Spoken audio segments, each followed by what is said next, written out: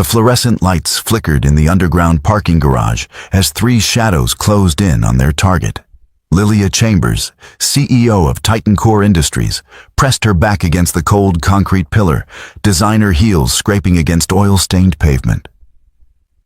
The hitmen moved with practiced precision, one blocking the exit, two flanking her Mercedes. Her white silk blouse seemed to glow under the harsh lighting, making her an easy mark in the dim garage. But they hadn't noticed the janitor. Seth Newman had been emptying trash cans in the corner, invisible in his gray coveralls, just another face the executives never saw. His daughter's laughter still echoed in his mind from their morning goodbye. He'd promised her pancakes for dinner. Simple, safe, normal. That life was about to shatter. Because the man pushing a mop cart wasn't just a janitor, and the hands gripping that wooden handle had once belonged to someone very different. Someone dangerous. The first hitman lunged. Seth moved. Before we jump back in, tell us where you're tuning in from. And if this story touches you, make sure you're subscribed. Because tomorrow, I've saved something extra special for you. The underground parking garage of the Helix Tower smelled like motor oil and stale exhaust. Seth Newman's hands moved methodically across the push broom, sweeping cigarette butts and coffee cups into neat piles. The fluorescent tubes overhead buzzed and flickered, casting harsh shadows between the rows of luxury sedans and SUVs that belonged to people who never looked twice at the man in gray coveralls. He preferred it that way. At 36, Seth had perfected the art of invisibility. His tall frame moved with an economy of motion that suggested discipline, though most people only saw the janitorial uniform and the weathered hands gripping cleaning tools. His dark hair was cut short, practical, and his face carried the kind of lines that came from experiences he never discussed. To the executives who rushed past him each day, he was part of the building's infrastructure, as unremarkable as the concrete pillars supporting the structure above. But tonight, as Seth made his rounds through the basement level, something felt wrong.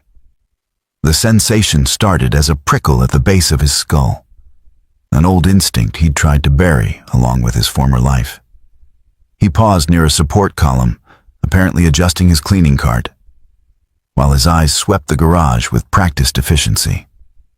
3 men had entered through the service entrance, their movements too coordinated, too purposeful.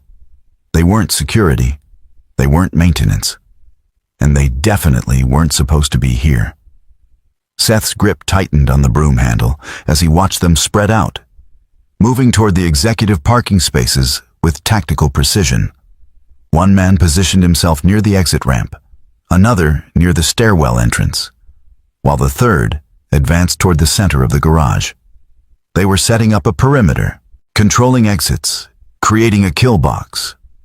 Professional work. The elevator chimed.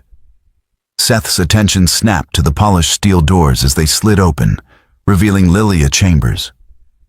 Even from 50 feet away, she commanded attention. Her white silk blouse and charcoal slacks were immaculate, her dark hair pulled back in a severe ponytail that emphasized her sharp cheekbones. At 32, she'd already built Titan Core Industries into a powerhouse, her reputation for strategic brilliance matched only by her demanding standards. She was completely unaware of the trap closing around her. Seth watched as Lilia walked toward her Mercedes, heels clicking against concrete, phone pressed to her ear. She was animated in conversation, gesturing with her free hand, utterly focused on whatever business deal she was negotiating. The hitmen began converging on her position, moving with the casual confidence of predators who'd already won. Every instinct Seth had spent 4 years suppressing suddenly roared to life. He could walk away. Should walk away. This wasn't his world anymore. He'd left that life behind, traded violence and danger for the quiet stability his daughter needed. Clara depended on him. She was waiting at home right now, probably practicing her violin or reading those mystery novels she loved. Walking away was the smart choice, the safe choice. But Lilia had just reached her car, and the lead hitman was less than 10 feet behind her. Seth moved. The broom handle became an extension of his body as he closed the distance with frightening speed. His footsteps were silent, years of training ensuring he made no sound against the concrete floor. The lead hitman reached for Lilia's shoulder just as Seth's broom handle connected with the back of his knee, a precise strike that buckled the man's leg instantly. Lilia spun around, her phone clattering to the ground as she registered the scene. Her eyes went wide, shock and fear flashing across her face as she saw the man behind her crumpling to the ground, and Seth already moving past her toward the second attacker. The second hitman was faster, more prepared. He'd drawn a tactical baton and swung it toward Seth's head with lethal intent. Seth deflected the strike with a broom handle, then stepped inside the man's guard. His elbow connected with the hitman's solar plexus, a devastating blow that emptied the man's lungs and sent him stumbling backward into a parked vehicle. The third hitman abandoned his position at the exit and rushed forward, pulling what looked like a taser from his jacket. Seth didn't give him time to deploy it. He swept the man's legs with the broom handle, then drove the wooden end down onto the hitman's weapon hand. The taser skittered across the floor as the man howled in pain. 30 seconds. 3 attackers neutralized. Seth stood in the center of the chaos, breathing controlled, adrenaline singing through his veins in a way he'd almost forgotten. The broom handle rested across his shoulders now, casual, as if he'd just finished sweeping rather than defending someone's life. He turned to Lilia, who stood frozen against her Mercedes, her carefully composed executive mask shattered by shock and something else. Recognition that the invisible janitor she'd never noticed was something far more dangerous than he appeared. "Are you hurt?" Seth asked, his voice calm despite the violence that had just erupted. Lilia shook her head slowly, unable to form words as she stared at the 3 men groaning on the concrete floor. Her hands trembled slightly as she pressed them against her car, trying to steady herself. "We need to call security," Seth continued, already reaching for the emergency phone mounted on the nearby wall. His movements were efficient, professional, as he reported the incident with minimal detail. 3 unauthorized individuals in the executive garage. Attempted assault. Security needed immediately. As sirens began wailing in the distance, Seth turned back to Lilia. Her shock was giving way to sharp calculation, her brilliant mind already processing what had just happened and what it meant. "Who are you?" she asked, her voice barely above a whisper. Seth picked up his broom, already retreating back into the shadows where he belonged. "Just the janitor, Miss Chambers." But they both knew that was a lie. Security personnel flooded the garage within minutes, followed by police cruisers with flashing lights that painted the concrete walls in alternating red and blue.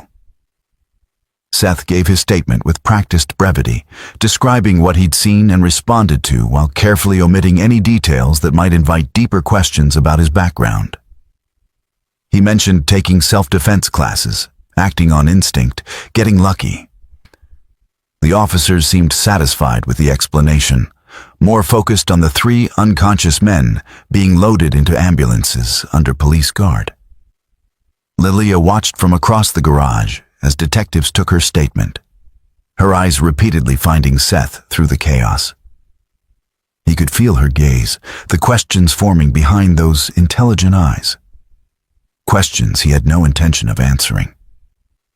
When his shift finally ended, Seth clocked out through the service entrance, avoiding the main lobby where he knew Lilia would still be dealing with police and corporate security. He drove his modest sedan through the midnight streets, his hands steady on the wheel despite the adrenaline still coursing through his system. The apartment was dark when he arrived. Clara's babysitter had left a note saying his daughter had finished her homework and gone to bed at 9. Seth checked on her anyway, standing in the doorway of her small bedroom, watching the gentle rise and fall of her breathing. She was 12 now, growing faster than he could quite believe. Her violin rested in its case beside her desk. Mystery novels stacked neatly on her nightstand. Safe, peaceful. Everything he'd worked for since the day his world had fallen apart. Seth closed her door quietly and moved to the kitchen, pouring himself water with hands that finally showed the slightest tremor. He'd crossed a line tonight, revealed himself in a way that could unravel the careful life he'd built. But as he stood in the darkness of his kitchen, he knew he'd make the same choice again. Some things were worth the risk. Preparing and narrating this story took us a lot of time, so if you are enjoying it, subscribe to our channel. It means a lot to us. Now back to the story. The alarm clock's shrill beep cut through the darkness at 5:30 a.m. Seth's hand shot out with reflexive precision, silencing it before the second ring. Old habits. He lay still for a moment, staring at the ceiling of his small bedroom, mentally cataloging the day ahead. Monday meant cleaning the executive floors, restocking supplies, and the weekly maintenance check on the HVAC systems in the East Wing. Ordinary, predictable, safe. He rose and moved through his morning routine with the same methodical precision he applied to everything. Shower, dress in the gray coveralls that marked him as maintenance staff, make coffee in the small kitchen where sunlight was just beginning to filter through the window. The apartment was modest, 2 bedrooms in a working-class neighborhood called Ashwood Heights, but it was clean and paid for with honest work. Clara's door opened at 6:15, right on schedule. She emerged in her school uniform, dark hair still damp from her shower, backpack already organized for the day. She'd inherited her mother's sharp features and quick mind, along with Seth's disciplined approach to life. "Morning, Dad," she said, grabbing the orange juice from the refrigerator. "Morning, sweetheart. Quiz today?" Clara nodded, pouring juice into a glass. "Chemistry, but I've got it covered. Mrs. Patterson basically telegraphs her questions if you pay attention to what she emphasizes in class." Seth smiled, setting a plate of scrambled eggs in front of her. "That's my analytical girl." They ate breakfast together in comfortable silence, a ritual they'd maintained for years.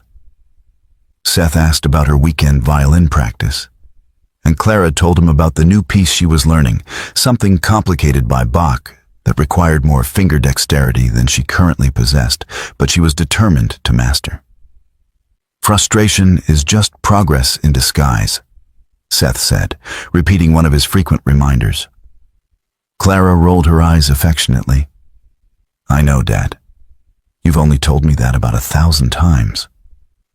At 7:15, they drove to Westbridge Academy, the private school that consumed a significant portion of Seth's salary. Clara had earned a partial scholarship based on her academic performance, but the remaining tuition still stretched their budget tight. Seth considered it the best investment he could make. "Pick you up at 4:30, he said as Clara gathered her backpack. She paused before closing the car door, her expression suddenly more serious. "Dad, Mrs. Patterson mentioned that parent-teacher conferences are next week. Are you going to come?" "Of course. When have I ever missed one?" Clara's smile returned. "Just checking. Some of my friends' parents are always too busy with work. I wanted to make sure you remembered." After she disappeared into the school building, Seth sat in his car for an extra moment, watching students stream through the entrance. Clara never complained about their modest lifestyle or the fact that her father cleaned buildings for a living. She'd grown up understanding that honest work had dignity, that providing for family mattered more than status or wealth. but sometimes Seth wondered if she knew what he'd sacrificed to give her this stability. The career he'd abandoned, the person he'd been before everything fell apart. He pushed the thoughts aside and drove to Helix Tower, arriving at 8 a.m. for his shift. The maintenance office was already buzzing with activity as the day crew assembled. His supervisor, Vincent Hayes, was reviewing work orders on a clipboard, his weathered face showing the stress of managing a building this size. "Newman, you're on executive floors today, 3rd through 7th, and the CEO wants someone to check the air conditioning in her office. Apparently it's been running cold all weekend." Seth nodded, gathering his supplies. The executive floors meant quiet work, most of the offices empty until later in the morning. He preferred it that way, the solitude allowing him to work efficiently without the awkward interactions that came when people suddenly remembered maintenance staff existed. As he pushed his cleaning cart toward the service elevator, one of the security guards stopped him. Rodriguez had worked the building for years, a former cop with sharp eyes that missed little. "Hey, Newman, heard you had some excitement Friday night." Seth kept his expression neutral. Just wrong place, right time. Rodriguez studied him for a moment longer than comfortable. "Pretty impressive moves for a janitor. Where'd you learn to fight like that?" "Self-defense classes. Community center offers them free on weekends." It was a lie, of course. The community center did offer classes, basic techniques for personal safety. But Seth's training came from somewhere far more intensive, places where mistakes meant death rather than embarrassment. Rodriguez seemed to accept the explanation, though his eyes suggested he didn't quite believe it. "Well, the CEO's looking for you. Said she wants to personally thank the guy who saved her life." Seth's jaw tightened imperceptibly. He'd hoped to avoid this conversation, to let the incident fade into corporate memory while he returned to blessed invisibility. "I'm sure she's busy. No thanks necessary." "Not a request, Newman. She left specific instructions. Soon as you clock in, you report to her office." There was no avoiding it. Seth rode the elevator to the 7th floor, where Titan Corps' executive suite occupied the entire level. The reception area was all glass and steel, modern design that spoke of wealth and power. The receptionist, a young woman named Kiana, looked up with a knowing smile. "Mr. Newman, Miss Chambers is expecting you. Go right in." Lilia's office commanded a corner of the building, floor-to-ceiling windows offering a panoramic view of the city. She stood with her back to the door, phone pressed to her ear, speaking in rapid-fire sentences about quarterly projections and investor confidence. When she heard Seth enter, she held up one finger, indicating he should wait. Seth used the moment to observe. Her office was immaculate, everything precisely organized.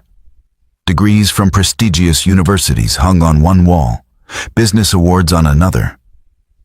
But what caught his attention was a photograph on her desk, partially turned away. A family photo, perhaps, though he couldn't see the details from where he stood. Lilia ended her call and turned to face him. In the morning light streaming through the windows, she looked different from the terrified woman in the parking garage. Composed, confident, every inch the CEO who'd built an empire through strategic brilliance. But her eyes carried something new when they met his. Curiosity mixed with wariness. "Mr. Newman, thank you for coming. Ms. Chambers, you wanted to see me?" She gestured to the leather chairs near her desk. "Please sit. I won't keep you long." Seth remained standing. "I have work to do, ma'am. If this is about Friday night, no thanks are necessary. Anyone would have helped." Lilia's expression shifted slightly, something like amusement touching her lips. "We both know that's not true. Security footage shows at least 4 other people in that garage who saw what was happening and did nothing. You chose differently. She moved closer, studying him with those penetrating eyes that had probably dissected countless business opponents across negotiation tables. I've been thinking about Friday night, about how you moved, how you reacted. That wasn't luck, Mr. Newman. That was training. Extensive professional training. Seth kept his face carefully neutral. Self-defense classes. Don't insult my intelligence. I didn't build this company by accepting surface explanations. Lilia crossed her arms, her posture shifting from grateful to challenging. Those men were professionals. Hired killers, according to the police. And you dismantled them in seconds using a broom handle. So I'll ask you again. Who are you really? The question hung in the air between them, weighted with implications Seth had spent 4 years trying to avoid. He could feel the careful walls he'd built starting to crack, the past threatening to bleed into his present. I'm a janitor, Miss Chambers. A single father trying to provide for his daughter. That's all you need to know. Lilia studied him for a long moment, then seemed to make a decision. She moved to her desk, pulling out a file folder. The police investigation revealed something interesting. Those 3 men were hired through an encrypted network that specializes in corporate espionage and executive elimination. Someone paid them a substantial sum to kidnap me, possibly kill me. She opened the folder, revealing photos and documents Seth couldn't quite read from his position. I have enemies, Mr. Newman. Competitors I've outmaneuvered. Board members I've overruled. Entire companies I've rendered obsolete through strategic acquisitions. Someone wants me removed from the board, permanently. Seth's instincts were already analyzing threats, calculating probabilities, identifying vulnerabilities before he consciously realized he was doing it. Old habits returning unbidden. That's a matter for your security team and the police, he said, forcing himself to step back mentally. My security team failed. Spectacularly. Lilia's voice carried frustration and something deeper. Vulnerability. The police are investigating, but investigations take time. Whoever hired those men will try again, probably sooner rather than later. And next time, I might not have a mysteriously skilled janitor nearby. Seth saw where this was going and shook his head before she could continue. I'm not for hire, Miss Chambers. I haven't made an offer yet. Doesn't matter. My answer is no. Lilia tilted her head, her expression shifting to something calculating. What if I told you I could triple your current salary? Provide better benefits, college fund for your daughter? My daughter doesn't need a college fund built on blood money. The words came out harsher than Seth intended, carrying weight from memories he tried to keep buried. Lilia's eyes widened slightly, recognizing she'd struck a nerve. I apologize, she said quietly, her tone softening. That was presumptuous. I don't know your situation or your past. But I am genuinely afraid, Mr. Newman, and I recognize capability when I see it. Seth moved toward the door. Hire a professional security firm. There are dozens in the city who specialize in executive protection. I did. They're starting next week. But in the meantime, I'm vulnerable. And something tells me you understand what it's like to protect someone you care about. She paused, then added, Your daughter is 12, attends Westbridge Academy. Violin lessons on Thursdays, advanced placement classes. You pick her up every day at 4:30, never late. Seth froze, his hand on the doorknob. The implicit threat was clear, even if Lilia hadn't meant it as one. She'd done research, gathered information. If she could learn these details, so could whoever wanted her dead. That sounds like a threat, Miss Chambers. It's not. It's an observation about how much information is available to someone who knows where to look. And if I can find these details in a few hours of research, imagine what a professional can find. Lilia's voice carried genuine concern now. I'm not the only one in danger, Mr. Newman. Anyone close to you becomes a target by association. Seth's jaw tightened. She was right, and they both knew it. He'd made himself visible Friday night, put himself on someone's radar. Whoever hired those hitmen would want to know who interfered with their plans. 1 week, Lilia said. Let me hire you as a security consultant for 1 week. Just until my professional team is fully operational. I'll pay you whatever you want. And I promise, no questions about your past. Seth looked back at her, seeing the fear she was trying to hide beneath her executive composure. She reminded him of someone he'd failed to protect years ago, back when protection was his actual job, rather than a one-time intervention in a parking garage. I need to think about it, he finally said. Lilia nodded, handing him a business card. My personal number. Call me by tomorrow. As Seth left her office and returned to his cleaning cart, he knew his carefully constructed life had just become infinitely more complicated. The past he'd buried was clawing its way back to the surface, and this time, it might take everything with it. That evening, as he picked up Clara from school and listened to her excited chatter about her chemistry quiz, Seth made his decision.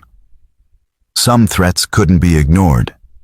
Some debts couldn't be left unpaid. He'd call Lilia tomorrow. But first, he needed to tell Clara their routine was about to change.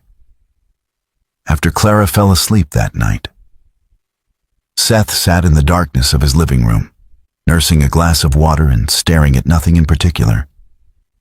The business card Lilia had given him sat on the coffee table, a small rectangle of expensive cardstock that represented a door he'd sworn never to open again.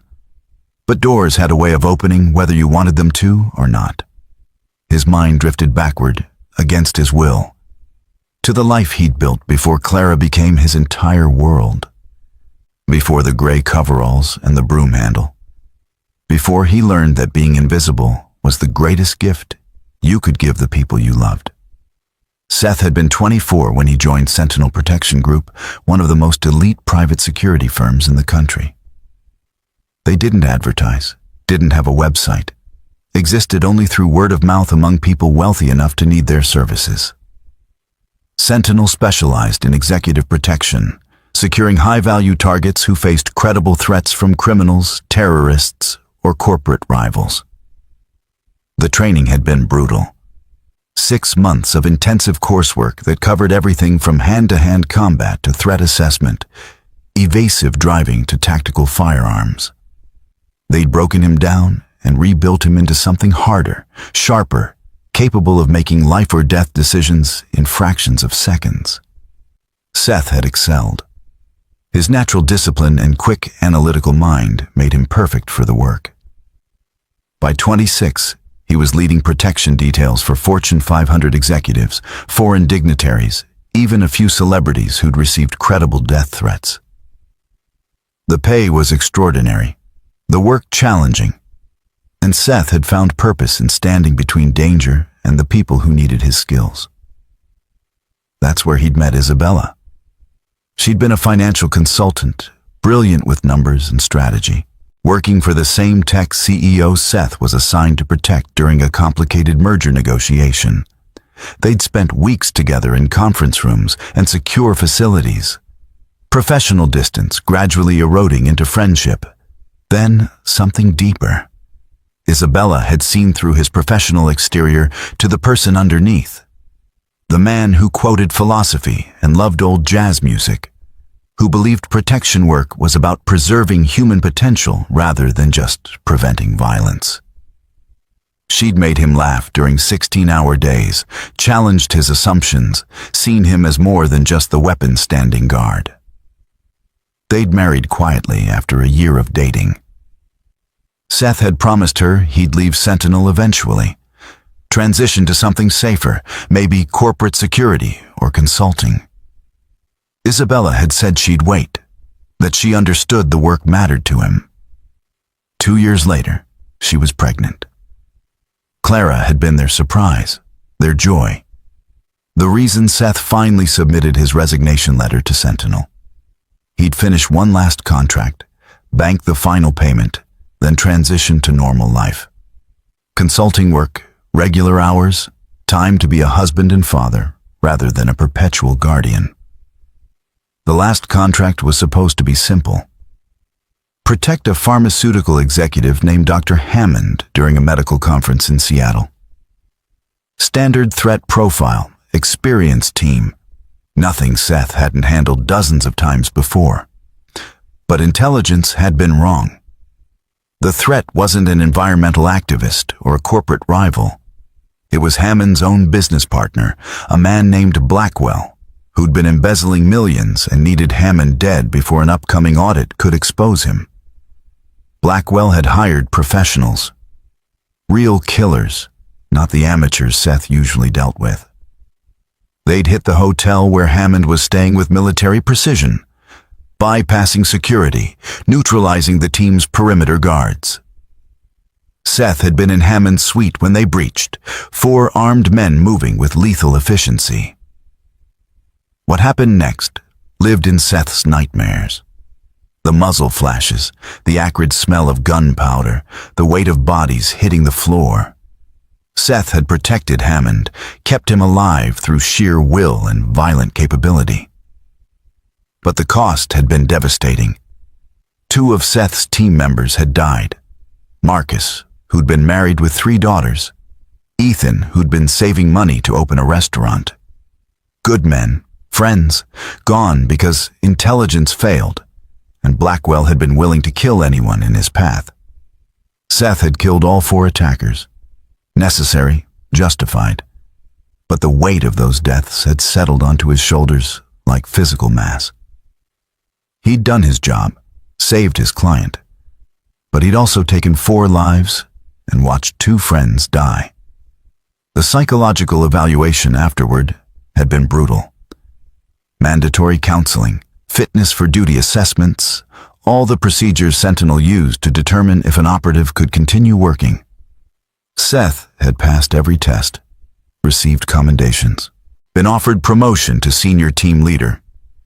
He'd declined everything and submitted his resignation again, this time with finality Sentinel couldn't ignore. But the damage was already done. The man who came home from Seattle wasn't the same one who'd left.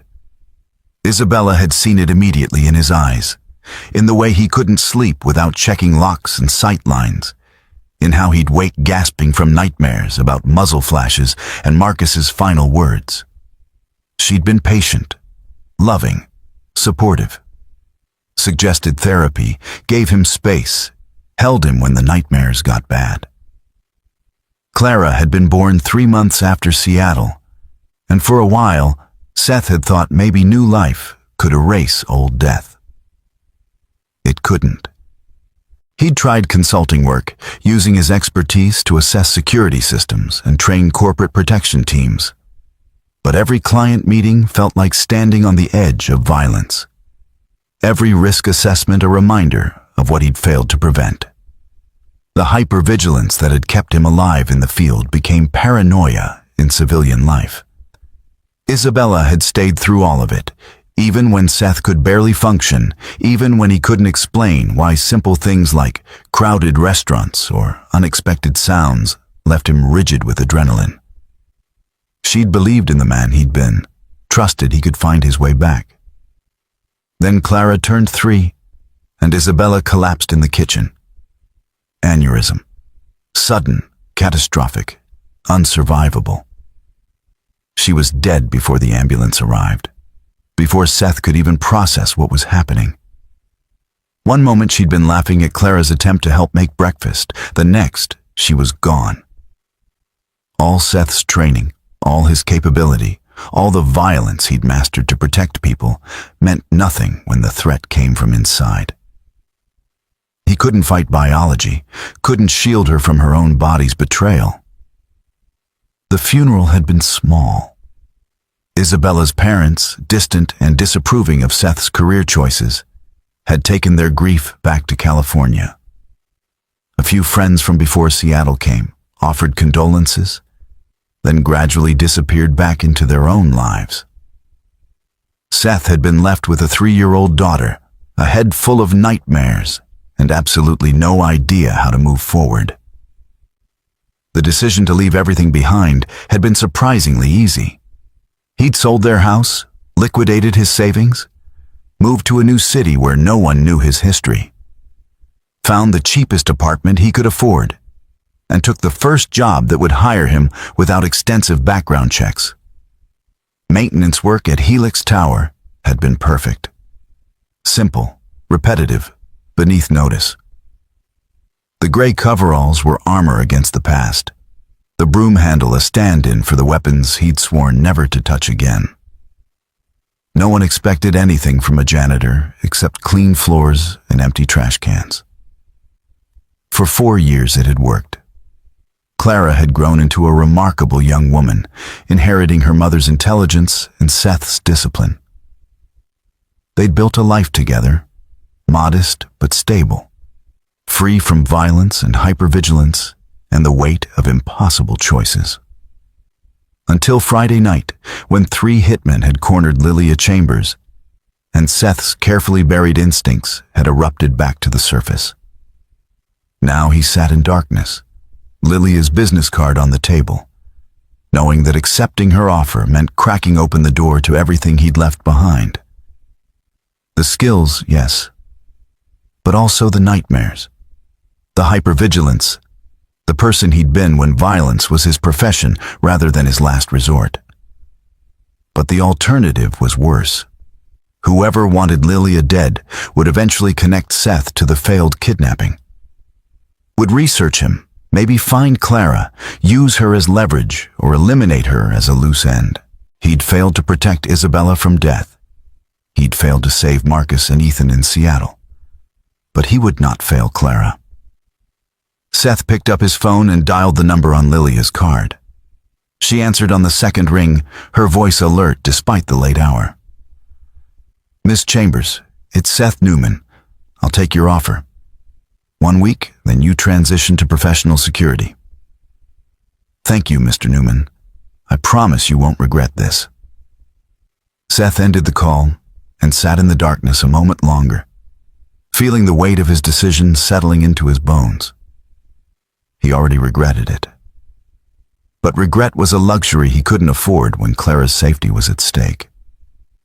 Tomorrow, he'd explained to his daughter that their routine was changing, that Dad had taken a second job for a little while.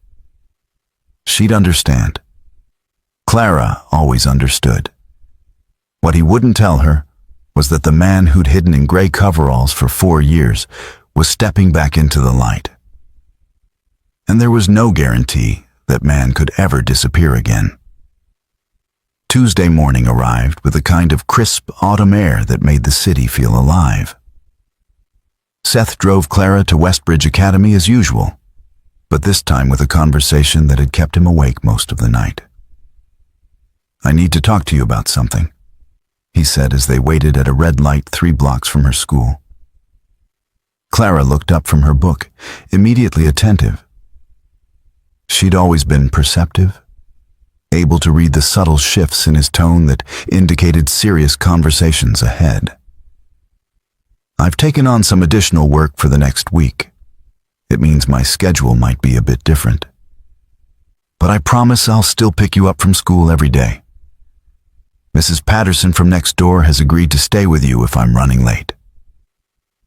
Clara studied his face with those sharp eyes that missed nothing. "Is this about the woman you saved? The CEO?" Seth shouldn't have been surprised. News traveled fast, especially in a building where gossip was currency among the staff.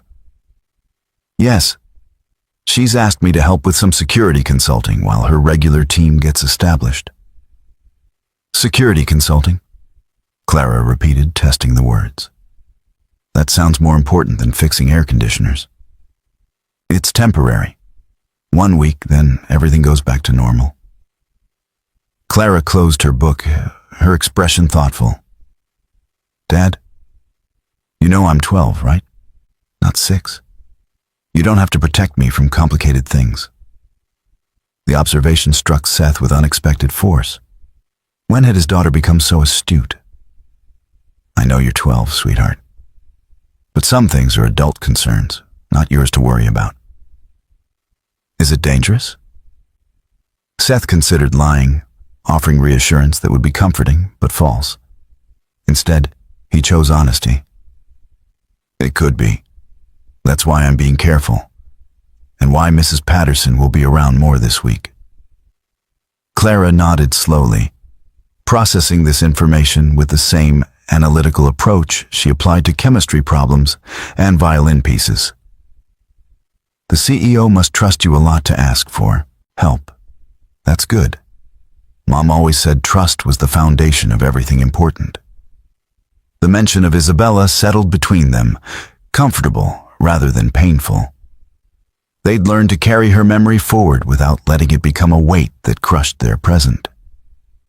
Your mom was right about that, Seth said, pulling up to the school entrance. Be safe today, okay? Clara gathered her backpack and violin case, then paused before closing the door. Dad? Whatever you did before you became a janitor, whatever made you know how to fight like that, I trust you did it for the right reasons. Just like you're doing this for the right reasons now.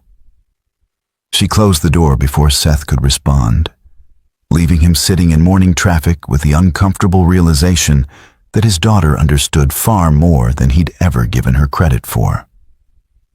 The transition to his new role began immediately.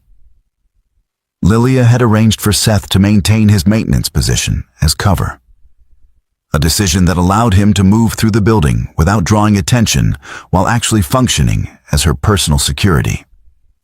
His official title was Special Projects Consultant, vague enough to mean nothing to casual observers. Vincent, his maintenance supervisor, had been confused by the arrangement, but ultimately shrugged it off as executive weirdness he'd learned not to question. Seth would still handle basic maintenance requests, but his primary focus was now Lilia's safety. The first challenge was understanding her routine. Lilia operated with a kind of disciplined schedule that reminded Seth of military precision, though he immediately pushed that comparison aside. She arrived at Helix Tower every morning at 7:30, spent 2 hours reviewing reports and market analysis before her first meeting at 9:30. Then navigated a gauntlet of conference calls, investor presentations, and strategic planning sessions that rarely ended before 7:00 p.m.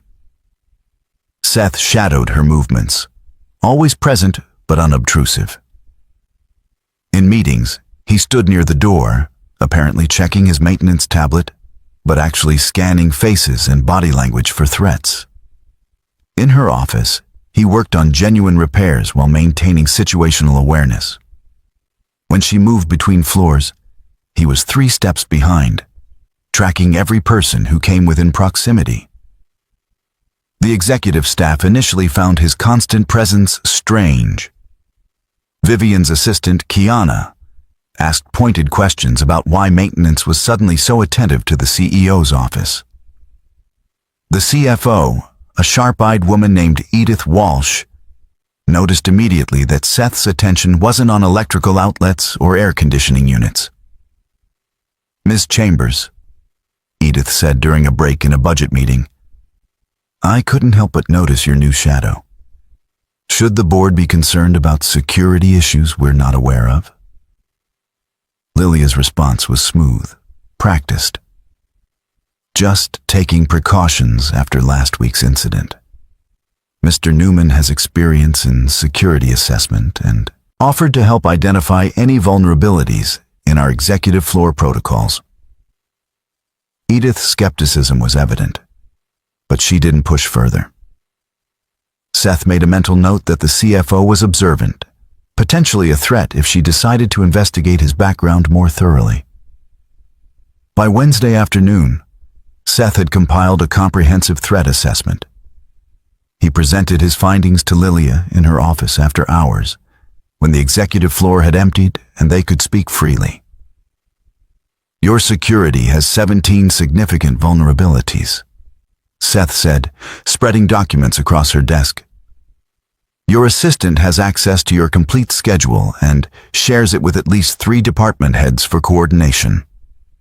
Your car service uses the same pickup time every evening, creating a predictable pattern. Your home address is listed in multiple corporate directories, and your personal security detail doesn't start until Monday, leaving you exposed for 5 more days." Lilia studied the documents, her expression shifting from confident to concerned as she absorbed the implications. "I had no idea we were this exposed. Most people don't until someone exploits the gaps. The men who attacked you last week knew your schedule, your parking spot, your routine. That's inside information, Miss Chambers. Someone close to you provided intelligence." The accusation hung in the air between them. Lilia's hand stilled on the papers, her mind clearly racing through possibilities and implications. "You're saying someone in my company set me up. I'm saying the attack required detailed knowledge that isn't publicly available. Either someone here is actively working against you, or someone got careless with information that should be protected." Lilia rose and walked to her windows, staring out at the city as sunset painted the skyline in shades of orange and gold. When she spoke, her voice carried a vulnerability Seth hadn't heard before. "I've spent 10 years building Titan Core. Made hard decisions, pushed people out who couldn't keep pace, acquired companies that competed with us. I know I've made enemies." She turned back to face him. "But I never thought someone close enough to know my schedule would want me dead." Seth recognized the betrayal in her eyes. He'd felt it himself in Seattle when intelligence failures had cost Marcus and Ethan their lives, when systems he'd trusted had proved inadequate. "Trust is complicated in positions of power," he said carefully. "People have motivations you can't always see. Financial pressure, personal grudges, opportunities that seem too good to pass up. Is that what happened to you? Someone you trusted betrayed you?" The question was direct, personal, crossing the professional boundary they'd maintained. Seth considered deflecting, returning to safer conversational territory. Instead, he found himself answering honestly. "I trusted the system I worked for. Believed the intelligence, the protocols, the people in command. When that system failed, good people died. So I left. Built a life where trust was simpler. Just me and my daughter. No complex systems. No room for catastrophic failure." Lilia studied him with those penetrating eyes that had built a corporate empire through reading people and situations with ruthless accuracy. "But you came back. When I asked for help, you could have said no. Could have stayed in your simple life where trust was manageable. You involved my daughter the moment you researched her school and schedule. That eliminated the option of walking away. That wasn't a threat. I know. But it was a reminder that my simple life isn't as protected as I thought. Whoever hired those men will investigate the janitor who interfered. They'll find Clara eventually. The only way to protect her is to end the threat at its source." Lilia returned to her desk, sitting heavily in her chair.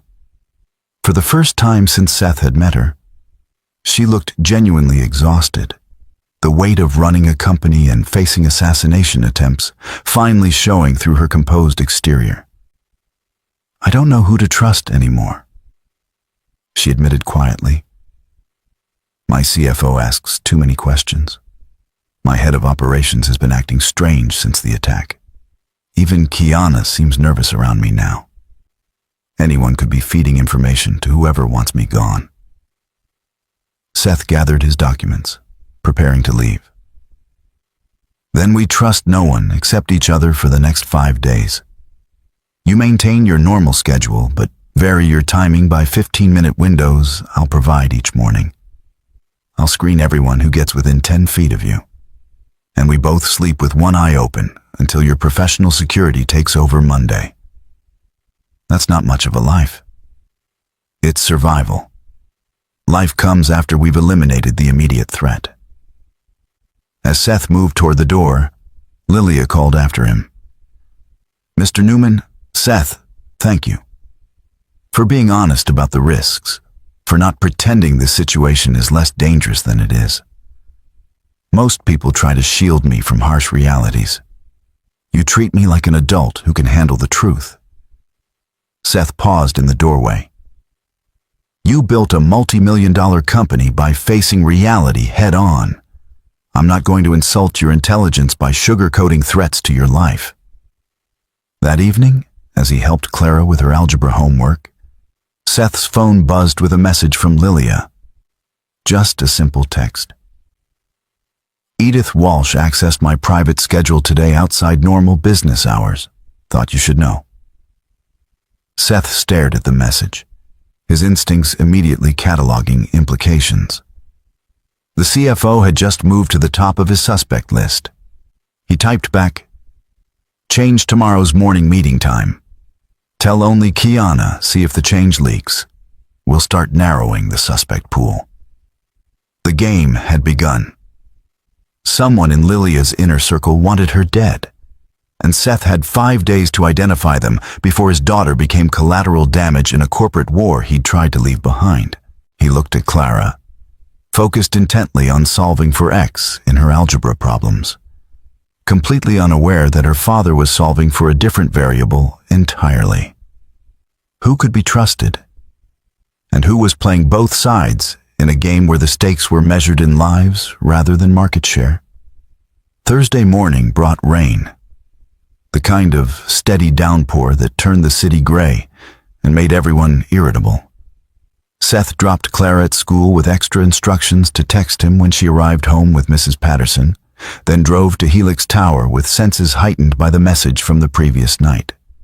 Edith Walsh accessing Lilia's private schedule outside business hours was a red flag, but not conclusive evidence. Seth needed more data points, patterns that would reveal whether the CFO was actively hostile or simply doing her job with unfortunate timing. The test came at 9:15, when Lilia's 9:30 meeting with the marketing department was suddenly rescheduled to 10 USTAS. Lilia had told only Kiana about the change, framing it as a scheduling conflict. If the change leaked to anyone outside the immediate executive team, it would confirm they had an information breach. Seth positioned himself in the maintenance closet across from the executive conference room, door slightly ajar, watching the hallway through the gap. At 9:25, the marketing team arrived as originally scheduled, looking confused when they found the conference room empty. At 9:35, Edith Walsh appeared, moving with purposeful stride toward Lilia's office. Seth couldn't hear the conversation, but he watched through the glass walls as Edith spoke briefly with Kiana, her expression concerned. Kiana made a phone call, then shook her head. Edith left, still looking troubled. Innocent concern from a dedicated CFO or something more calculated? The answer came at 9:50, when Seth noticed Edith making a call from her own office, her body language animated, gesturing as she spoke. The call lasted 3 minutes. Immediately afterward, she accessed her computer, typing rapidly. Seth made a note of the exact time. If he could access phone records and computer logs, he might be able to trace where that information went. The rescheduled meeting proceeded normally at 10 SCAL. Lilia presented quarterly marketing projections with her usual confident precision, while Seth stood near the rear exit, scanning faces and monitoring the room. Everything seemed routine until he noticed one of the marketing managers, a younger man named Parker Drake, checking his phone repeatedly despite the no devices policy for executive meetings. Seth moved closer, angling to see the screen. Parker was texting someone. Short messages that he deleted immediately after sending. The behavior was suspicious enough that Seth made another mental note. After the meeting concluded, Seth followed Parker discreetly as the manager returned to his office on the 5th floor. Parker made 2 phone calls, both brief, then left the building through the main lobby. Seth had a decision to make: follow Parker and potentially leave Lilia exposed, or maintain his primary responsibility and investigate Parker later. The decision was easy. Lilia's safety came first. He returned to the executive floor and found Lilia in her office, reviewing contracts with the focused intensity that had built her company. When she noticed Seth in the doorway, she set aside the documents. "Anything?" "Edith made a call immediately after discovering your meeting time changed. Parker Drake from marketing was texting during your presentation, deleting messages as he sent them. I need access to your phone records and computer logs to trace where information is flowing." Lilia's expression tightened. Parker's been with TitanCore for 3 years. Solid performance, no disciplinary issues. I can't believe he'd be involved in something like this. People surprise you when the right pressure or incentive appears. I'll need IT access to investigate properly, which means bringing someone else into the circle of trust. Who's your most reliable tech person? Jackson Sullivan, head of IT security, former network specialist, completely paranoid about data breaches. If there's information leaking, he'll find it. Lilia picked up her phone. I'll have him meet us in the server room in 20 minutes. The server room was in the basement, a climate-controlled facility that hummed with the sound of cooling systems and hard drives. Jackson was already waiting when they arrived. A thin man in his 40s with sharp eyes behind wire-rimmed glasses. Ms. Chambers said you need forensic analysis, Jackson said without preamble. What are we looking for? Seth explained the situation without revealing too much about the assassination attempt, framing it as a corporate espionage investigation. Jackson listened intently, his fingers already moving across his laptop keyboard. Give me names and time frames. I can pull phone logs, email records, network access patterns. Everything digital leaves fingerprints. Over the next hour, Jackson worked with frightening efficiency, pulling data that painted a disturbing picture. Edith Walsh had made 17 calls to an encrypted number over the past 2 weeks, always outside business hours. Parker Drake had been accessing confidential files he had no business viewing, including Lilia's personal schedule and security protocols. But the most damning evidence came from an unexpected source.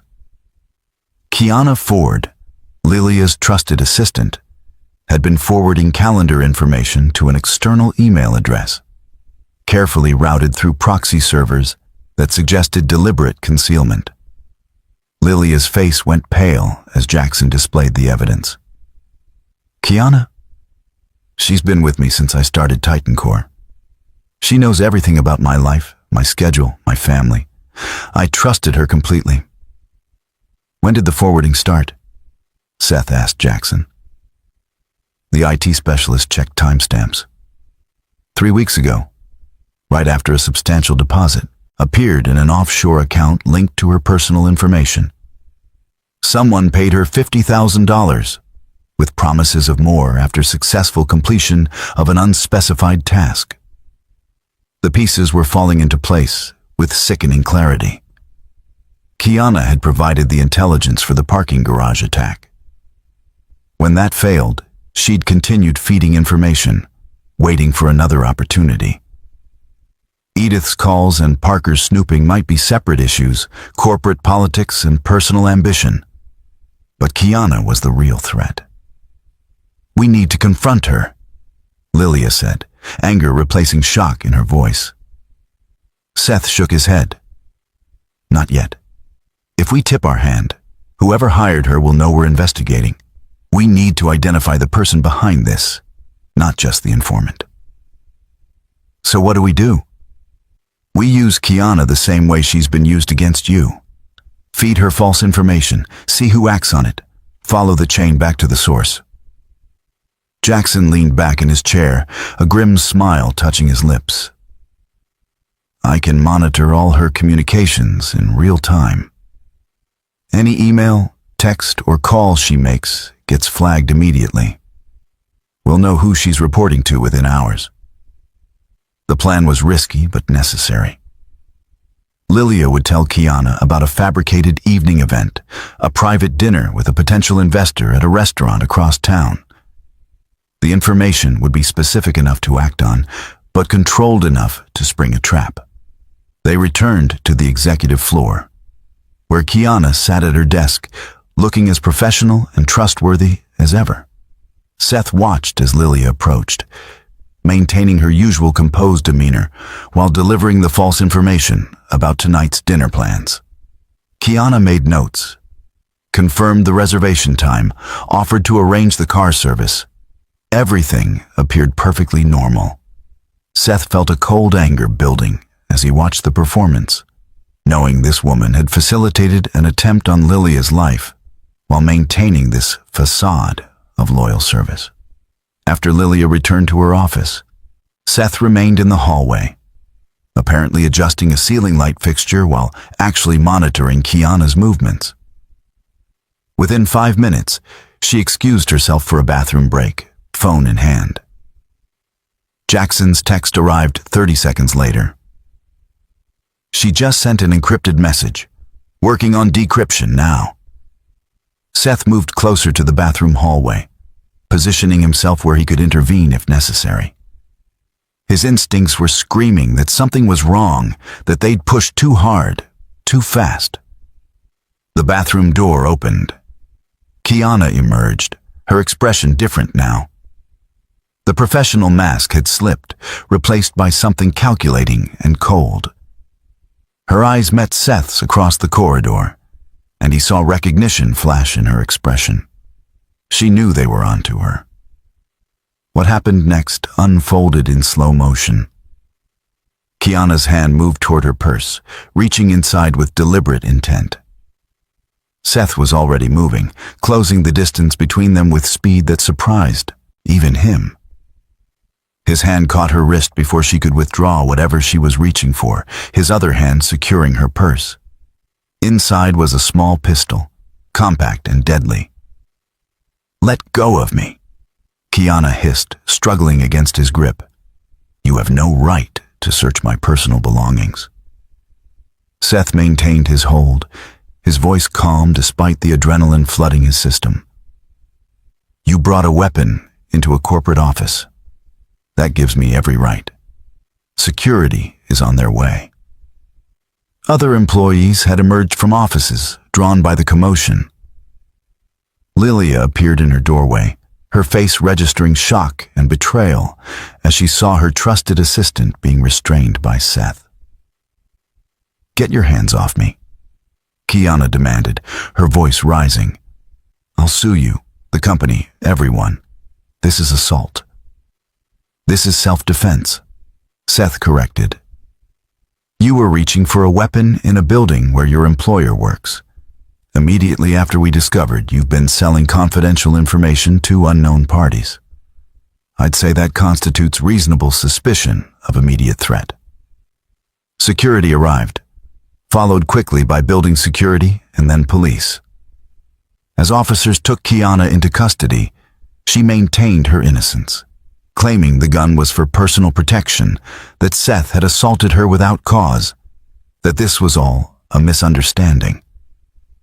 But Jackson's decrypted message told a different story. Kiana had sent a single text. "Target confirmed for 7 p.m., Riverside Bistro, minimal security." The trap had worked. Somewhere in the city, someone was preparing for another attempt on Lilia's life. expecting her to appear at a restaurant she had no intention of visiting. As police led Kiana away, still protesting her innocence, Lilia turned to Seth with an expression that mixed gratitude, horror, and exhaustion. "She was going to kill me herself," Lilia said quietly. "Right here, in the office. If you hadn't stopped her." "But I did," Seth interrupted. "And now we have leverage. Kiana will talk eventually. Give up whoever hired her to avoid longer prison time. This is almost over." Almost. The word hung between them, a reminder that identifying Kiana didn't eliminate the threat, merely exposed one layer of a deeper conspiracy. That evening, as Seth picked up Clara from school and drove home through rain-slick streets, his phone buzzed with a message from Jackson. Traced Kiana's payments. Source is a shell corporation owned by someone named Victor Ashland. Mean anything to you? Seth pulled over, staring at the name. Victor Ashland. It meant nothing to him personally, but a quick search revealed he was a corporate raider, known for hostile takeovers and asset stripping.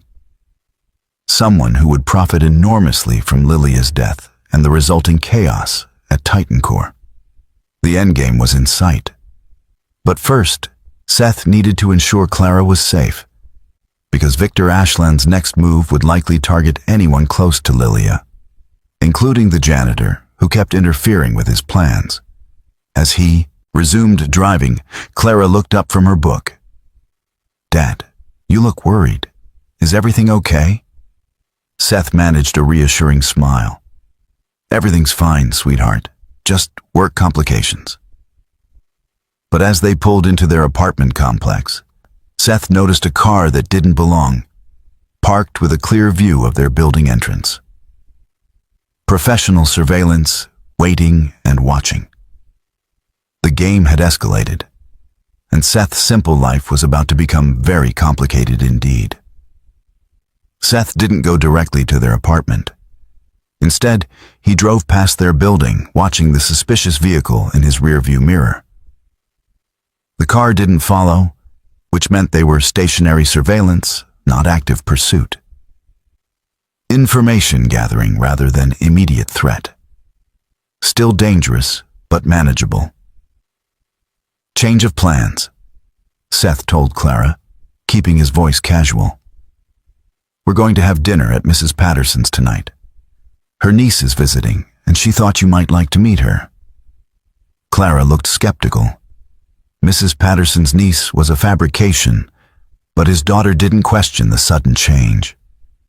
She'd learned over the past few days to trust his judgment when his tone shifted to this particular register. Mrs. Patterson lived 3 blocks away, in a secured building with doorman service. Seth had cultivated the relationship specifically because her apartment represented a safe fallback location if their own home became compromised. He'd never expected to use it this soon. After settling Clara with Mrs. Patterson and her very real niece, who happened to be visiting from Portland, Seth returned to his car and made a series of calls. First to Jackson, requesting surveillance camera footage from his apartment building. Then to Lilia, informing her of the development. "They're watching your home?" Lilia's voice carried immediate concern. "Seth, you need to take Clara and leave the city. I'll arrange." "Running makes us targets," Seth interrupted. "Scared, vulnerable, easier to track. We stay, but we adapt. I need to know everything about Victor Ashland. His business, his methods, where he operates from. He's based in the financial district, Ashland Capital on the 40th floor of Meridian Tower. Ruthless, brilliant, completely amoral. He's attempted 3 hostile takeovers of Titan Core over the past 2 years, failed each time because our board wouldn't sell and our shareholders stayed loyal. Seth processed this information, patterns forming in his mind. So killing you destabilizes the company, creates panic, makes shareholders vulnerable to a buyout offer. Exactly. With me gone, The board splinters into factions, share prices plummet, and Ashland swoops in to acquire Titan Core for pennies on the dollar. He profits billions while destroying everything I've built. The motive was clear now. A purely financial calculation where Lilia's life was merely an obstacle to overcome. Seth had dealt with this mentality before. Corporate psychopaths who viewed human beings as variables in profit equations. The surveillance team outside my apartment means Ashland knows I'm protecting you, Seth said, thinking through implications. He's gathering intelligence on me, looking for pressure points. Clara is the obvious target. Then we protect her. I'll hire private security, move her somewhere safe. No. Professional security means paper trails, predictable patterns, more variables to control. Clara stays with Mrs. Patterson for now, and I handle Ashland directly. There was silence on the line. When Lilia spoke again, her voice was careful. What does handle directly mean? Seth stared through his windshield at the rain, watching water stream down the glass in patterns that reminded him of things he'd tried to forget. It means I visit Victor Ashland and explain that continuing his current course of action would be inadvisable for his health and business interests. That sounds like a threat. It's a negotiation. Ashland responds to power and self-interest. I demonstrate the first, appeal to the second, and hopefully we resolve this without further violence. And if he doesn't respond to your negotiation? Seth's silence answered the question more eloquently than words could. After a moment, Lilia continued, her tone shifting from concerned to decisive. Then I'm coming with you. This is my company, my life he's threatening. I won't hide while someone else fights my battles. Ms. Chambers. Lilia. We're past formality, Seth. And I'm serious. You've spent the past week protecting me, investigating threats, risking your safety for mine. The least I can do is stand beside you when confronting the person behind all this. Seth recognized the determination in her voice. He'd heard it before in combat, the moment when someone decided they'd rather die standing than live cowering. Arguing would be pointless. Fine, but we do this my way, following my protocols. Ashland doesn't get to dictate terms. They arranged to meet at Meridian Tower at 8 p.m., after normal business hours when Ashland would be working late, as men like him always did. Seth spent the intervening hours checking on Clara, who was enjoying Mrs. Patterson's hospitality with genuine delight. Then preparing for the confrontation ahead. He changed from his maintenance coveralls into clothes he hadn't worn in years. Dark pants and a fitted black jacket that allowed freedom of movement. Not threatening, but not submissive either. The outfit of someone who understood violence, but didn't lead with it. Lilia met him in the Meridian Tower lobby, dressed in a charcoal business suit that projected authority and confidence. Her eyes widened slightly when she saw him, recognizing immediately that he looked different outside the gray coveralls. You clean up well, she said with a slight smile. So do you. Ready for this?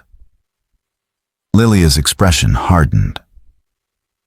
I've been negotiating with corporate predators since I was 25. Victor Ashland is just another ambitious man who thinks he can intimidate me into submission. He's about to learn otherwise. The elevator ride to the 40th floor was silent, both of them preparing mentally for the confrontation ahead. Seth used the time to review his approach, the balance between threat and diplomacy, that might convince Ashland to back down without forcing escalation. Ashland Capital's reception area was all glass and steel, minimalist design that screamed expensive taste. The receptionist had left for the day, but lights blazed in the corner office where Victor Ashland worked late, exactly as Seth had anticipated. They walked directly to his door without knocking. Ashland looked up from his computer, surprise flashing across his handsome features before settling into calculated curiosity. He was younger than Seth expected, early 40s, with the kind of polished appearance that came from personal trainers and expensive grooming. "Miss Chambers, what an unexpected pleasure," Ashland said, rising from his desk with practiced charm. "And you've brought your janitor. How delightfully proletarian." Lilia's voice was ice when she responded. "We know you hired the men who attacked me. We know you paid Kiana Ford to provide intelligence.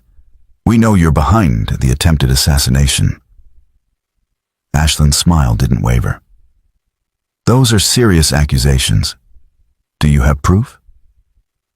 "Enough to interest the police and the SEC," Seth said, stepping forward. "Financial records linking you to shell corporations that paid for the attacks. Digital evidence of coordination and planning.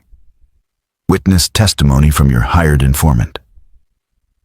"Ah, the janitor speaks," Ashland said, his tone mocking. "And with such authority. Tell me, Mr. Newman, is it? What exactly do you think gives you standing to threaten me in my own office?" Seth held his gaze, letting silence stretch uncomfortably. When he finally spoke, his voice was quiet but carried weight that made Ashland's confident expression flicker. "I'm giving you an opportunity that men like you rarely receive. The chance to walk away from a profitable but ultimately fatal mistake. Your assassination attempts failed. Your informant is in police custody. Your surveillance team outside my apartment has been photographed and documented. You have lost, Mr. Ashland. The only question is whether you accept defeat gracefully or force consequences neither of us wants." Ashland's charm evaporated, replaced by cold calculation. "You're bluffing. If you had actionable evidence, police would be here instead of you. This is desperation, a weak attempt at intimidation." Lilia pulled out her phone, displaying a document. "This is a sealed complaint to the SEC detailing your involvement in corporate espionage, conspiracy to commit murder, and securities fraud.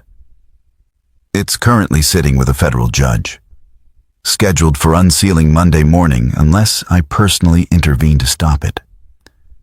She stepped closer to Ashland's desk, her presence commanding despite his height advantage. "You wanted Titan Core. You tried to take it through violence and manipulation. You failed. Now you have a choice. Walk away, abandon your takeover attempts, and I'll make this complaint disappear. Continue your current path, and I'll ensure you spend the next decade fighting federal charges while your reputation and business crumble." The offer hung in the air between them, a lifeline disguised as a threat. Ashland's eyes moved between Lilia and Seth, calculating odds and outcomes with the same ruthless efficiency that had built his fortune. "And what guarantee do I have that you won't file charges anyway once I back down?" he asked. "My word," Lilia said simply. "I'm offering you exactly what you refused to offer me. The chance to walk away with your life and freedom intact. The difference is, I actually honor my commitments." Seth watched the calculation play across Ashland's face.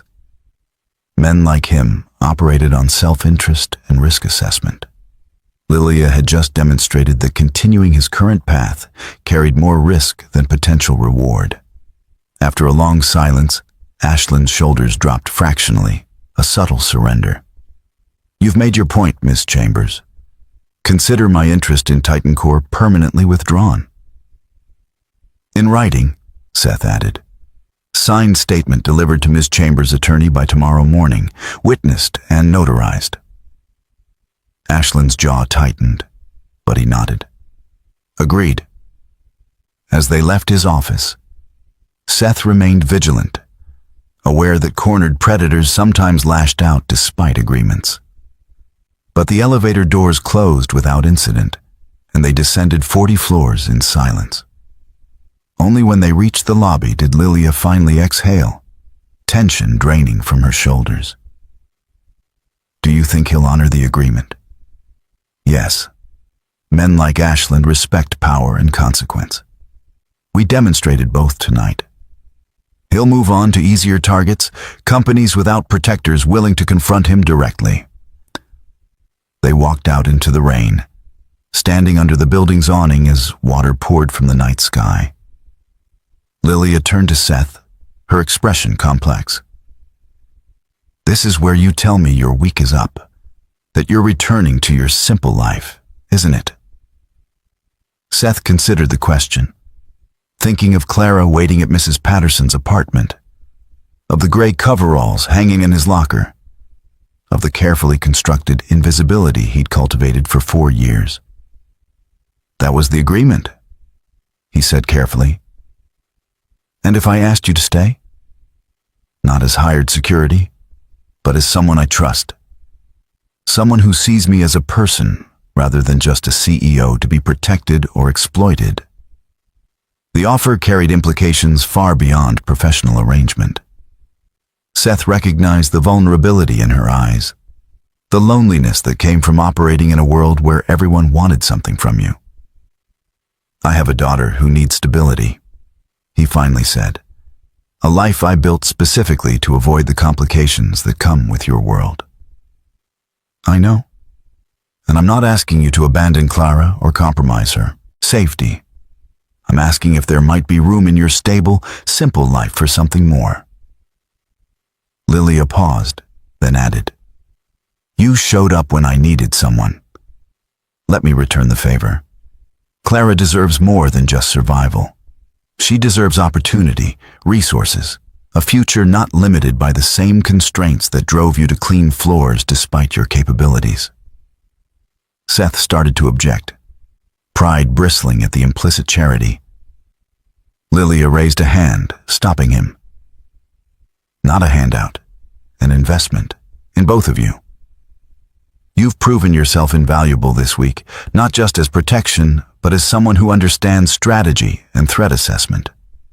Titan Core needs that expertise permanently. And perhaps you need a purpose beyond pushing a broom. The rain continued falling, each drop carrying away pieces of the careful walls Seth had built around his life. He thought of Clara, brilliant and ambitious, limited by the choices he'd made after tragedy struck. He thought of Isabella, who'd always said helping scared people was what made him special. One condition, Seth said finally. Clara comes first, always. If there's ever a choice between her safety and your business interests, I choose her without hesitation. Lilia's smile was genuine, transforming her face from corporate authority to human warmth. I wouldn't trust you if you said anything else. That's exactly why I want you here. They stood in the rain, an unlikely partnership forged through crisis and trust. While somewhere in the city, Clara practiced violin and Victor Ashland signed away his ambitions, and the simple life Seth had built began transforming into something far more complex and infinitely more promising.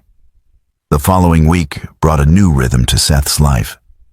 His official title became Director of Security Operations, a position that allowed him to maintain Titan Core's protective protocols while actually spending time with his daughter. The gray coveralls were retired, replaced by professional attire that felt strange after 4 years of invisibility. Clara adjusted to the change with remarkable ease.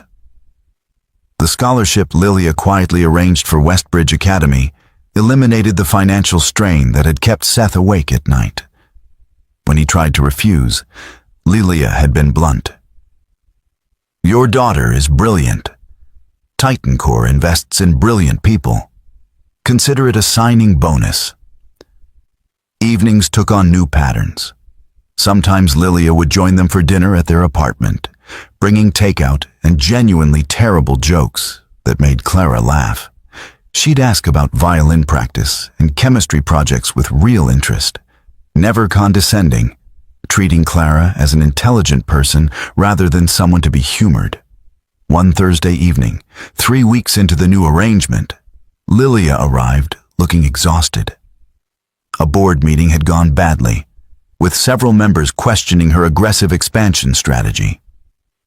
Seth recognized the weight she carried, the isolation that came with being the youngest person in rooms, full of men who resented her success. After Clara went to bed, they sat on the small balcony of Seth's apartment, drinking coffee and watching the city lights. "Tell me about your wife," Lilia said suddenly. "If you're comfortable." I see her picture on Clara's nightstand, and she was clearly remarkable to have raised such an incredible young woman. Seth was quiet for a long moment, surprised by how naturally the words came. Isabella was a financial consultant. Brilliant with numbers, terrible at cooking, obsessed with terrible sci-fi movies. She saw the best in people, even when they didn't deserve it. How did she die? Aneurysm. Sudden, no warning. One moment she was laughing in our kitchen, the next she was gone. Clara was 3. Lilia's hand found his in the darkness, a simple gesture of comfort. I can't imagine that kind of loss. Losing someone and having to stay strong for a young person who needs you. You learn to carry it, Seth said. The grief becomes part of you, not lighter exactly, but more familiar. Clara keeps me grounded. She's the reason I left my old life, the reason I get up every morning. What was your old life? You've never fully explained. Seth had known this conversation would come eventually. Executive protection. Private security firm called Sentinel Group. I was good at it, maybe too good. Kept people alive who had enemies willing to kill them. Then a mission went wrong. People died who shouldn't have. And I realized I couldn't do that work and be the father Clara needed. So you became invisible, Lilia said, understanding in her voice. Hid your capabilities behind a broom handle and gray coveralls. It was safer that way, for both of us. Lilia was quiet, then shared something she'd never told anyone. My parents were academics, brilliant, distant, emotionally unavailable. Success was the only currency they valued. I built Titan Core partially to prove I could, partially hoping they'd finally be proud. They died in a car accident before I made my first million. Never got to see what I became. Seth heard the pain beneath her words, the particular loneliness of achieving everything while the people you wanted to impress were gone. They would have been proud, even if they never learned how to show it. Maybe. Or maybe they'd find something to criticize, some way I wasn't measuring up. That's the thing about absent approval. You never stop chasing it. They sat in comfortable silence. Two people who'd built walls against pain, discovering that shared vulnerability could be its own kind of strength. When Lilia finally left that night, Seth realized something had shifted between them. Professional respect had evolved into genuine friendship, perhaps something deeper neither was quite ready to name.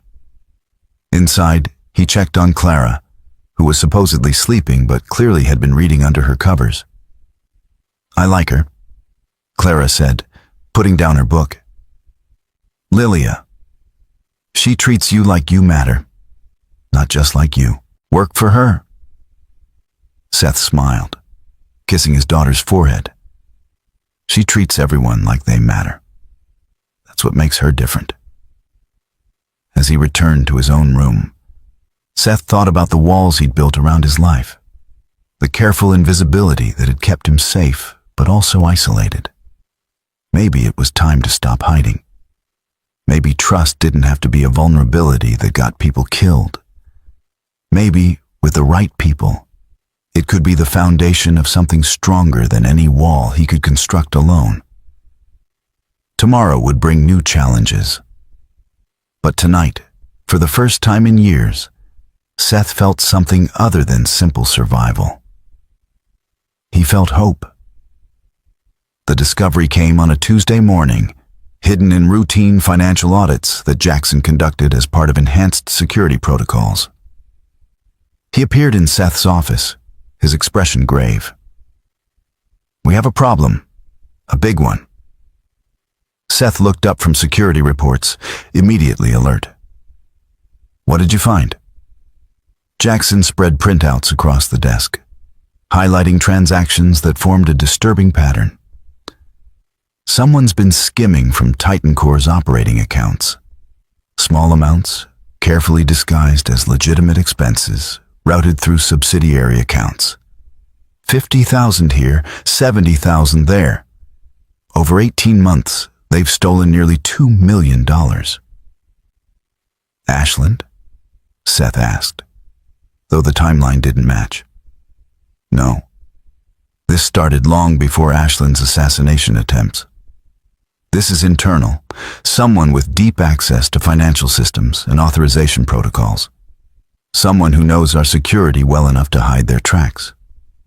Seth studied the documents, his analytical mind processing patterns. Who has this level of access? That's the problem. Only 4 people. Lilia, Edith Walsh, the CFO, our head of accounting, and our chief legal counsel, Hunter Tate. The name sent a chill through Seth. Hunter Tate had been instrumental in drafting the sealed complaint against Ashland, had access to all of Lilia's confidential information, attended every major strategic meeting. If he was corrupt, the damage could be catastrophic.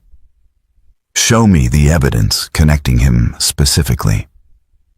Over the next hour, Jackson traced digital fingerprints that pointed unmistakably toward Hunter.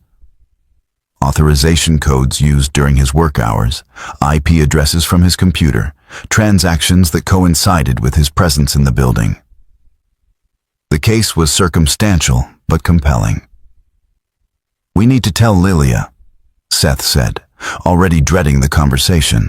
They found her in the executive conference room, presenting quarterly projections to the board. Seth waited until the meeting concluded, then asked for a private moment. Hunter was with her, discussing legal implications of the expansion strategy. "Can this wait?" Lilia asked, noting Seth's serious expression. "Hunter and I have a call with regulators in 20 minutes. Seth glanced at Hunter, who smiled pleasantly, completely at ease. "It's urgent. Private." Understanding flickered in Lilia's eyes. "Hunter, give us a moment." The attorney looked between them, his smile faltering slightly. "Of course. I'll prepare the briefing documents." After he left, Seth closed the conference room door and shared Jackson's findings. He watched Lilia's expression shift from confusion to disbelief to carefully controlled fury. Hunter has been with Titan Core since the beginning. He helped structure our first major acquisition, defended us against 3 separate lawsuits. I trust him completely. "The evidence is substantial," Jackson said quietly, displaying transaction records on his tablet. "These aren't mistakes or coincidences.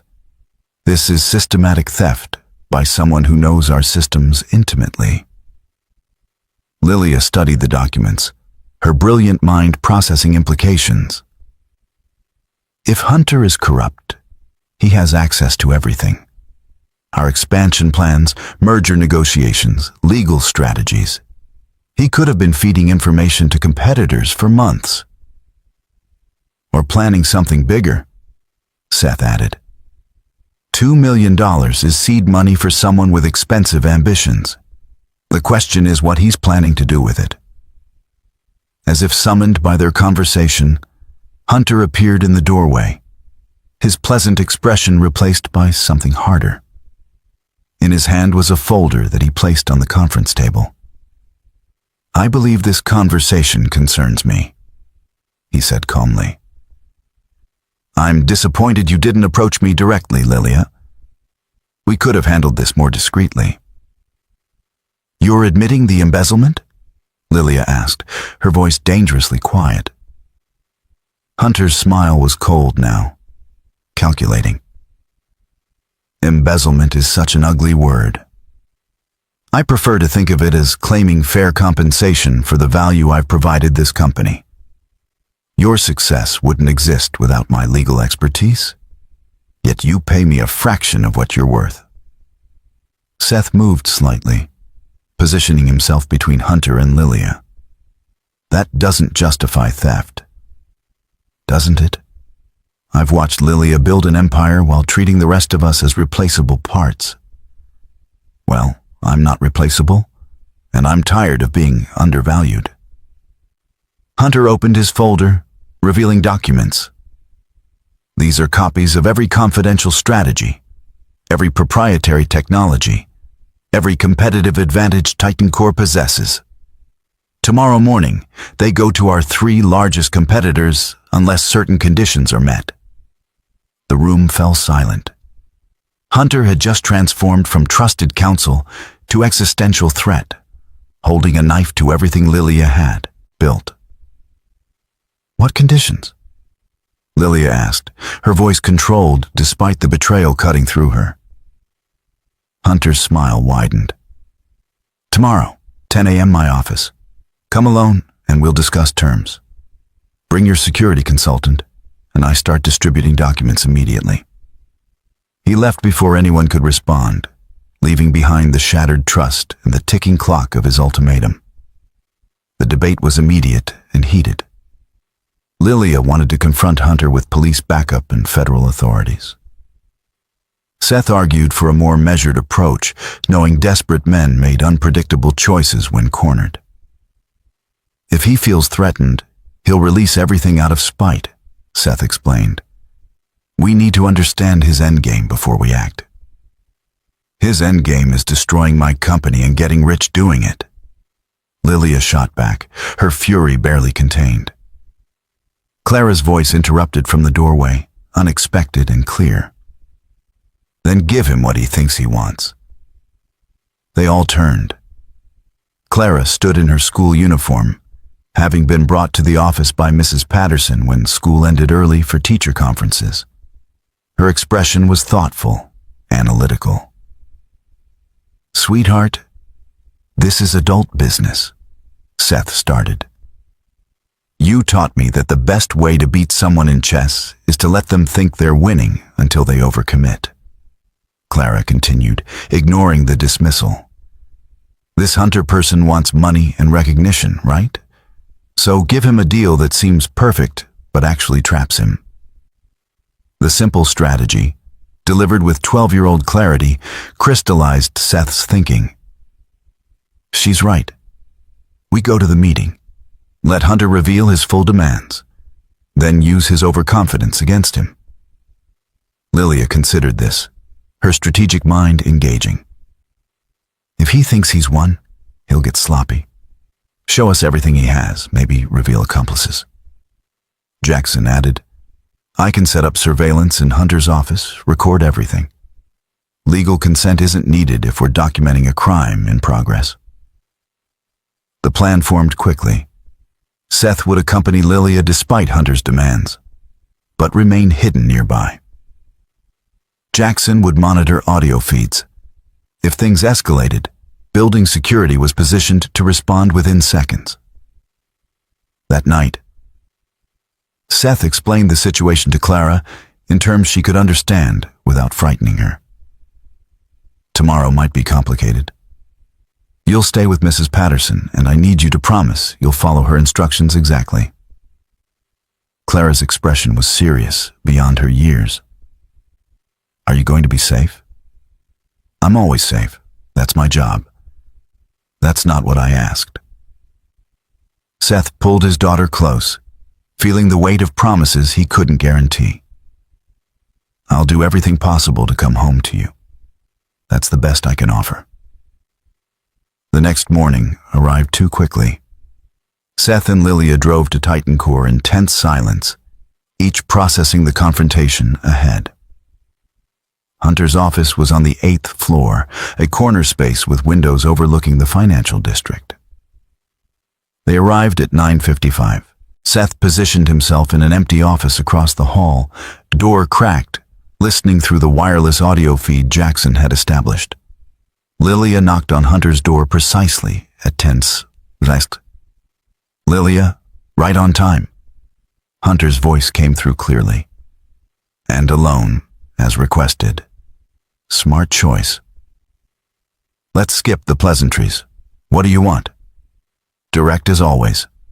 I want what I've earned. 50% ownership of Titan Core, retroactive to our founding, plus $10 million as compensation for years of undervaluation." Lilia's laugh was bitter. "You're insane. The board would never approve that transfer." "They will, when I explain that refusing means every competitor gets our proprietary technology, our expansion plans, our strategic acquisitions list. Titan Core becomes worthless overnight, and you become the CEO who destroyed shareholder value through stubborn pride." Seth listened to the exchange, waiting for Hunter to reveal more. The attorney was confident, arrogant, exactly where they needed him. "I built this company," Lilia said, her voice hard. "You wrote contracts and reviewed documents, important work but not worth 50%.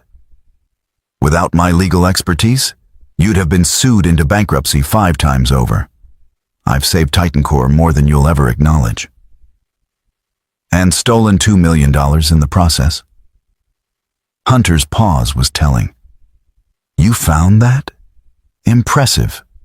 Jackson's better than I gave him credit for. So, you admit the embezzlement. Embezzlement implies I took something that wasn't mine. I took what I was owed." Seth heard the admission clearly, as did Jackson, recording every word. But they needed more. Needed Hunter to reveal if he had accomplices, if there were other threats. Lilia pressed forward. "Fine. Let's say I agree to your demands. How do I know you won't just take the money and release the documents anyway?" "Because I'm not stupid. Once I own 50% of Titan Core, destroying it hurts me as much as you. We become partners, whether you like it or not. And if I refuse?" Hunter's voice turned cold. "Then by noon today, every major competitor receives a very interesting package. Your company collapses, your reputation is destroyed, and I disappear with my $2 million to a country with no extradition treaty. You lose everything either way, Lilia. This way, at least you maintain some dignity." The ultimatum hung in the air. Through his earpiece, Seth heard Jackson confirm they had enough recorded evidence for prosecution. The trap was set. Lilia played her final card. "I need time to consider." "You have until noon, not a minute longer." As Lilia left Hunter's office, Seth saw the attorney's satisfied smile through the crack in the door. Hunter thought he'd won. He was about to learn otherwise. The end came swiftly, orchestrated with precision that would have made Seth's former Sentinel colleagues proud. At 11:30 a.m., federal agents entered Titan Core with warrants for Hunter Tate's arrest. The evidence Jackson had compiled, combined with recorded admissions from that morning's meeting, painted an irrefutable picture of embezzlement, extortion, and corporate espionage. Hunter's confident smile evaporated as agents handcuffed him in his corner office, reading rights while confiscating his computer and files. The proprietary documents he'd threatened to release were recovered, his escape plan to a non-extradition country documented through email records he'd been careless enough to leave unencrypted. "You can't do this," Hunter protested as agents led him through the executive floor. "Lilia, tell them this is a misunderstanding." Lilia watched from her office doorway, her expression unreadable. "The only misunderstanding was mine. Trusting you, believing your loyalty matched your capability. That mistake ends today." As federal agents escorted Hunter from the building, Lilia returned to her office where Seth waited. They stood in silence for a long moment, processing the betrayal and its resolution. I should have seen it sooner, Lilia finally said. The signs were there. His resentment, his comments about compensation, his increasing distance from the team. Betrayal is hard to see when you're choosing to trust someone, Seth replied. You wanted to believe in him. That's not weakness. That's leadership. Leadership that nearly cost me everything I built. Seth moved closer, his voice gentle. But it didn't. You adapted, confronted the threat, and protected what matters. That's also leadership. Lilia smiled, genuine warmth breaking through her professional mask. We protected what matters. I couldn't have done this without you. The moment stretched between them, weighted with unspoken implications. Before either could address it, Seth's phone buzzed. A text from Clara. Mrs. Patterson says it's over. You're safe. Coming home for celebration dinner? Seth showed Lilia the message. My daughter wants to celebrate. You should join us. I'd like that. But first, I have something for you. She handed him an envelope. Inside was a document, official and notarized. Seth scanned the contents, his expression shifting from confusion to surprise.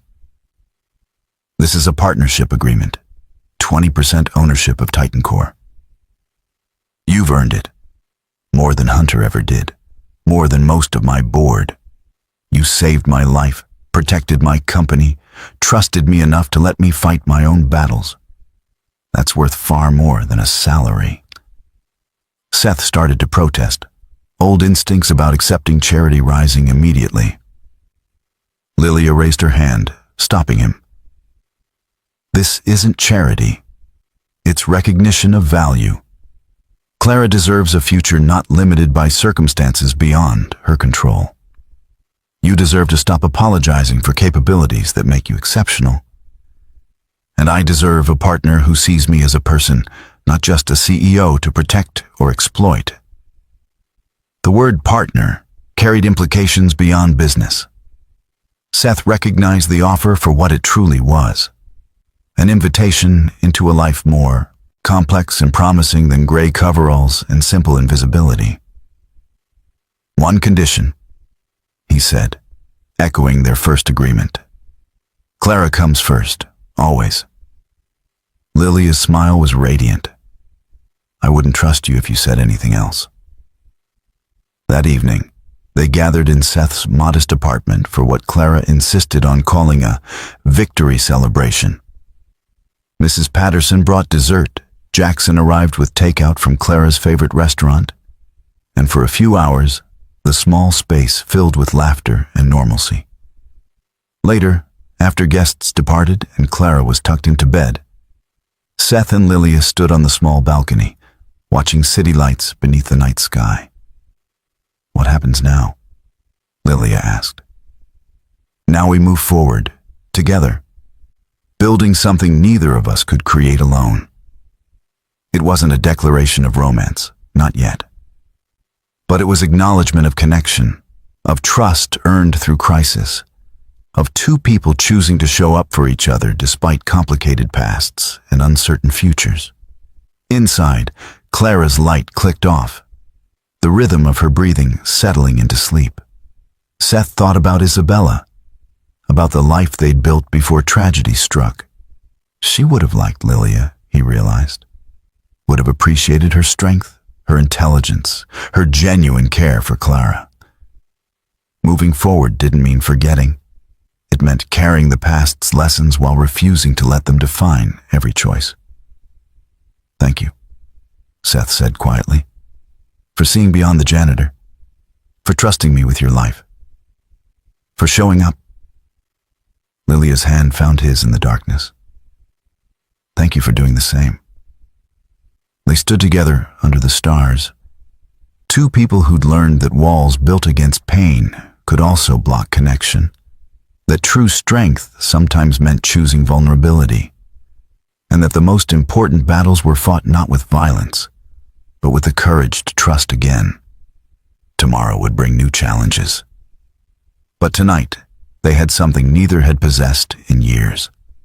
Hope, partnership, and the promise that showing up for each other was enough.